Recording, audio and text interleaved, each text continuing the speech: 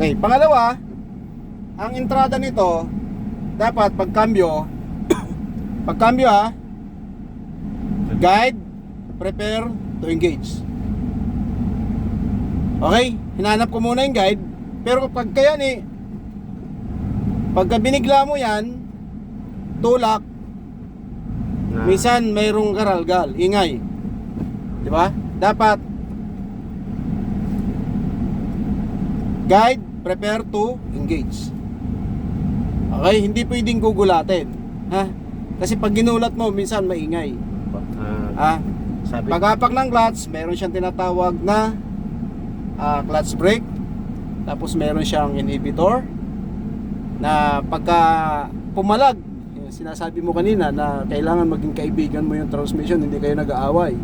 So pag pumalag, ibig sabihin ayaw niya tanggapin yung kinakambi mo. Ha? Okay, ano ang passing? Dito. Pagkambyo ko ng primera, di ba? Primera, pag release ko ng maxe, walang kalso. Wala. Makarelease na. So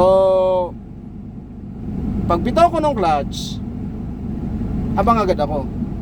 Dito ng high. Wala ba? Dito lang naman eh. So yun, no?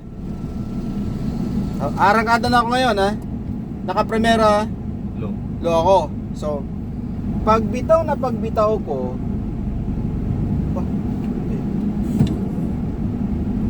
ayan, pagbitaw ko ng clutch, abang na agad ako. Preparation ako doon sa primera high. Aapak lang ako ng clutch, naka-primera high na yan. Okay. Abang ko ulit sa low para doon sa segunda low. Pag-apak ko, pasok siya sa segunda low. Abang uli ako, nakabitaw na ako ng clutch, abang uli ako ng high. Apakan ko yung clutch, segunda low naman. Di ba? Abang ko uli para preparation sa tercera low. Okay, apakan ko yung clutch, punta doon sa tercera. Okay? Abang uli ako para preparation para sa tercera high. Aapak lang ako ng clutch, naka tercera high. Pag bitaw ko ng clutch sa tercera high, abang ko uli, preparation ako para doon sa kwarta low. Okay, yan, kwarta low na, ha? So, pag bitaw ko ng kwarta low, preparation uli ako ng high. Aapak ko ng clutch para doon sa kwarta high. Okay.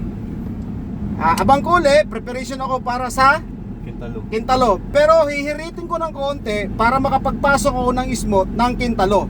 Okay? Ayan o. Slap, quinta, low. Ayan o. May sabit? Wala. So ibig sabihin, nagdagdag ako ng speed in preparation ako doon sa quintalo para wag ako mali.